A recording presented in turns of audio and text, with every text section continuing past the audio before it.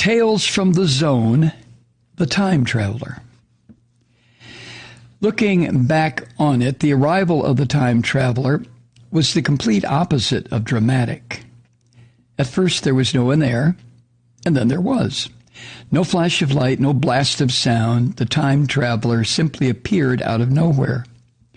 What was dramatic was where the time traveler materialized.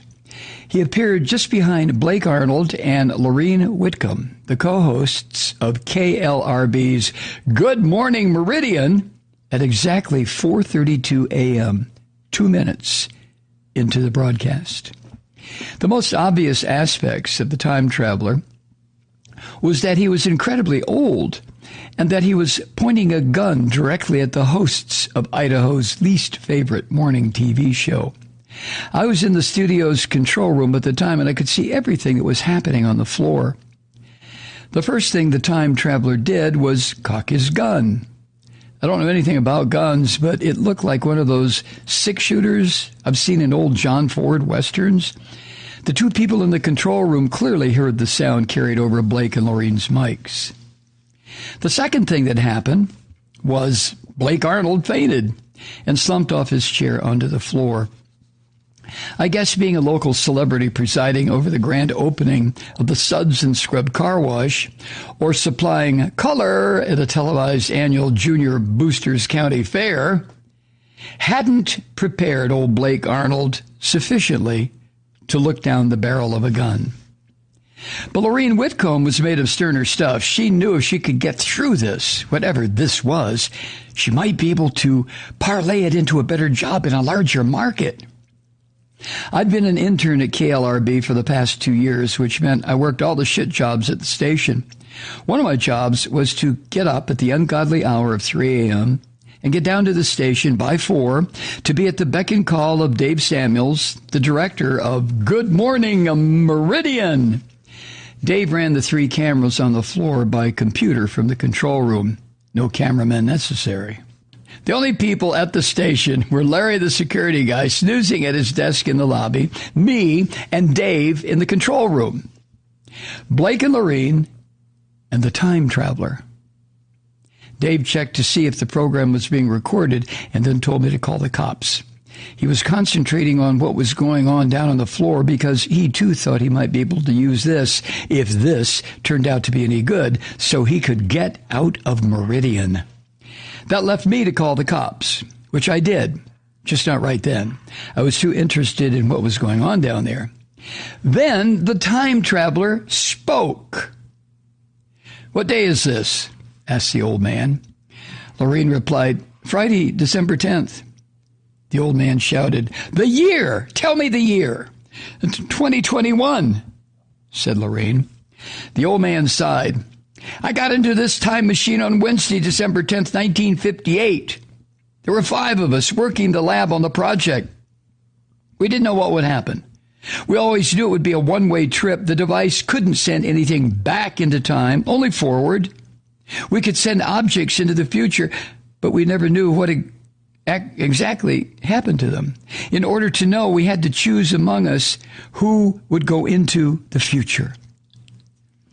The old man looked at his wrinkled hand holding the gun, and then he looked at Lorene. "The jump from 1958 to now seemed instantaneous, but what we couldn't know, was that whatever travels through time ages at the speed of unaltered time. I was 34 years old when I stepped into the chamber. You say it's 2021? In less time than it takes to blink, I'm suddenly 97 years old." Lorene asked the time traveler, "Why did you volunteer? What did you expect to see?" "Volunteer? Everyone in the group wanted to be the one to go," the old man replied. I fought in the war. I was wounded and sent back home. What I remember most was the whole country pulling together to win the war. Every city, town, and village held scrap drives, paper drives, and everyone bought war bonds. Even little kids saved their pennies to buy war stamps for a dime. Rationing tires and gas and food staples was the way all Americans contributed to the war effort. It made me proud to be an American, to see everybody, whether at the front or at home, doing their part in the war against fascism. My kid brother, he was one of the first to get the polio vaccine. Before the vaccine, 35,000 people were crippled every year in the United States by polio. He was saved from it. We had just sent our first satellite into space, and Eisenhower was connecting the whole country with interstate highways. Everywhere you looked, there was real progress. God, who wouldn't want to see what America would become? But you brought a gun, Lorene said. Not my idea, said the time traveler. That was Larry's big contribution. You never know what you'll find, he used to say. Larry was a pretty good physicist, but he was a little paranoid when it came to Russians. But how did you end up here in a TV station? Lorene asked. A television station? Is that where we are? Well, in 1958, this was a top secret physics lab in the middle of nowhere. The old man gestured. The chamber was right over there. But what I need to know is what's going on right now. Tell me everything. And Lorene did. She told the old man every rotten thing that had happened in her recent memory. She told him about the attacks on New York and Washington, D.C., which led to wars in Afghanistan and Iraq. She told him about the camps for immigrants seeking asylum. She told him about President Trump and his supporters, the supporters that became the mob that tried to overturn an election by storming the Capitol building in D.C. And she told him about the coronavirus raging across the country and the millions of people who refused to take the vaccine. She told him everything she could think of. And when she was done, they were both crying. The time traveler looked around the studio and said, "We gave you the best we had to offer, and you threw it all away? You didn't build anything better? You just took my world and ripped it to pieces." The old man got up and walked toward the back of the studio. Lorene asked him, "Where are you going? Where can you go?" "Anywhere but here," he said. "Jesus Christ, anywhere but here." I ran out of the control room through the studio to the emergency exit. The door was closing. I went out and didn't see anyone. The time traveler had vanished as mysteriously as he had arrived. And then the cops, all four of them, showed up about the time Blake came round.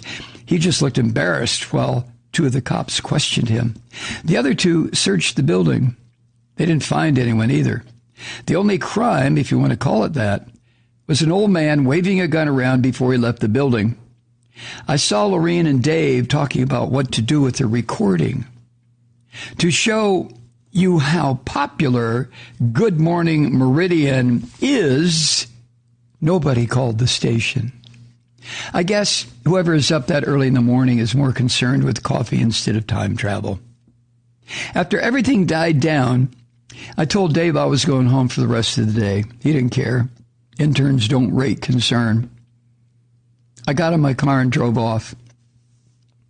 I was thinking about how to anonymously upload the time traveler video to YouTube, Twitter, everywhere else, when the blanket in the back seat fell away as the time traveler sat up. He started pulling the latex appliance off his face, revealing under the old man makeup a much younger man, still old enough. Uncle Frank is in his 70s, not his late 90s. "Think they bought it, kid?"